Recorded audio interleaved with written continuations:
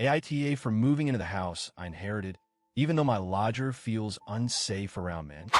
I, 30s male, recently inherited a house from my grandmother.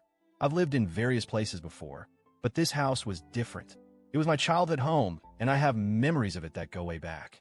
I wasn't really close to my grandmother in my adult years, but I still spent a lot of time there when I was younger. It's an old house, but it has a lot of sentimental value. When I found out I inherited the property, I wasn't sure what to do with it at first. I was living in a small apartment, paying rent, and the idea of moving into the house seemed perfect. It's bigger, and it would save me a ton of money on rent. It also meant I could take my time to sort through my grandmother's things, which have been piling up in the attic for years.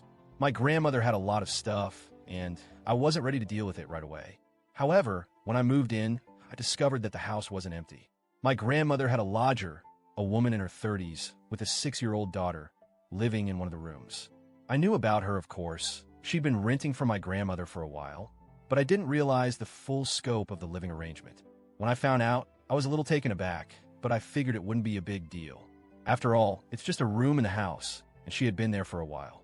I assumed things would go smoothly, and we'd coexist without any issues. But then, everything started to go sideways. The first clue that things weren't going well came from a note she left on the kitchen counter. I hadn't even realized she was home when I arrived, but there it was, a small, neatly written note.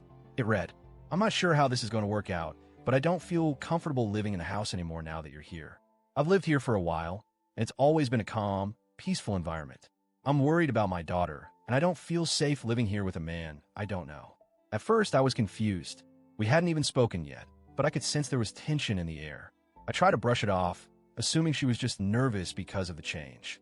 But the more I thought about it, the more it bothered me. I mean, this was my house now, and I didn't feel like I should have to leave just because someone else didn't feel comfortable. I left a note in response, just trying to clear the air. I told her that she could stay as long as she liked, but if she felt uncomfortable, she could leave whenever she wanted. I offered a timeline that would give her enough time to find somewhere else to live. I was trying to be understanding, but I also didn't want to feel like I was being pushed out of my own home. A few days passed, and I didn't hear anything from her. But then I got another note. "I will leave, but I'm upset that I'm being asked to move out just because you're here. I don't want to be in a situation where I have to go back to my ex's house. We moved here so my daughter could go to a good school, and now it feels like that's all falling apart because of you." At this point, I was really starting to feel like I was in the middle of something I didn't ask for. My first instinct was to help her find a solution, but the more I thought about it, the more I realized there was nothing I could do. She had her reasons, and I had mine. I had moved in because the house was mine, and I was trying to make it work for both of us. As the days went by, the tension only grew. She started leaving more notes, and each one seemed more urgent and more personal. She told me how she had been living with her ex before, and that her decision to move into my grandmother's house had been a way to escape. Her ex had been abusive, and she didn't feel comfortable living with a man, especially after what she had been through. I tried to empathize with her, but I also felt trapped. I didn't know how to solve this for her without it affecting me. I had my own life, my own responsibilities, and I couldn't afford to just leave my own house. At one point, I asked her if she would consider seeing a therapist or counselor to help her work through her issues with men. I thought maybe some professional guidance would help her feel more at ease. She responded in another note, saying that she didn't have the time or money for therapy, and that she just wanted to feel safe in her own living situation. She mentioned that the only reason she was able to live here was because of the low rent, only $150 for utilities and housework. That was another thing that weighed heavily on my mind. If she left, I couldn't just lower the rent for a new tenant. Renting out the house wouldn't cover the mortgage, and I couldn't afford to make up the difference. I realized that my hands were tied in a lot of ways.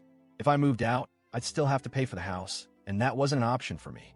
I had a mortgage to cover, and without the rent money from the lodger, I would struggle to make ends meet. I didn't want to sell the house because I wanted to keep it in the family, and I couldn't afford to be reassessed for taxes if I didn't move in within a year. It seemed like I had two choices. I could either continue living here and deal with the tension, or I could move out and lose the house and all the benefits that came with it.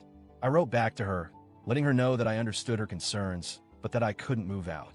I offered her the option to find a female tenant to take my place, but that didn't seem like a viable option either. Even if I found someone, the rent wouldn't cover the mortgage, and I would be left in an even worse situation. Her response to my letter was another note. where she told me that she would start looking for a new place to live. She seemed upset, but also resigned to the fact that she didn't have many options. She was afraid that if she moved out, she'd have to go back to her ex, and she didn't want that. She also pointed out that the whole reason she moved in here was for the school district, and now that was being taken away from her. I couldn't blame her for feeling that way. I could see how hard this situation was for her.